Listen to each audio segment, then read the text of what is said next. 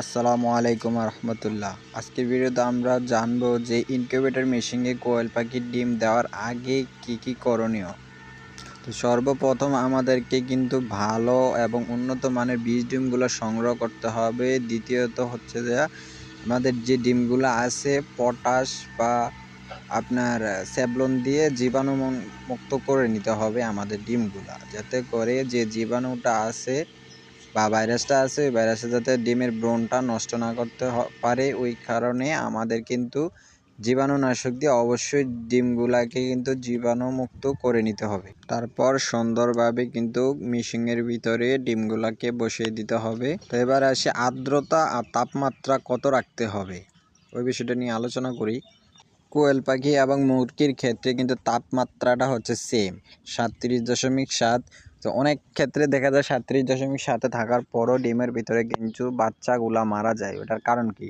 মিশিংয়ে কিন্তু যাদের ককশিট বক্সের মিশিং আছে ওইটাতে কিন্তু 37.7 সেট করে দিলেও অটোমেটিক কিন্তু তাপমাত্রাটা একটু বেড়ে যায়। ওই ক্ষেত্রে তোমরা কি করতে পারো, যে কাঠের যে থার্মোমিটার বা ডিজিটাল থার্মোমিটার আছে ওই মেশিনটা সবসময় তোমরা মেশিনের ভিতরে ফিট করে রাখবা, তাহলে কিন্তু নির্দিষ্ট পরিমাণে তাপমাত্রাটা তোমরা দেখতে পারবে। এবার আসি আর্দ্রতাটার বিষয়। আর্দ্রতাটা প্রথম তোমার 13 দিন রাখতে হবে 50 থেকে 60 বা 65-র মধ্যে। 50 থেকে 65-র মধ্যে প্রথম 13 দিন রাখতে হবে। তারপরে যাদের অটো মেশিন আছে অটো থেকে তোমরা ডিমগুলাকে হেচিংয়ে নামিয়ে দেবা।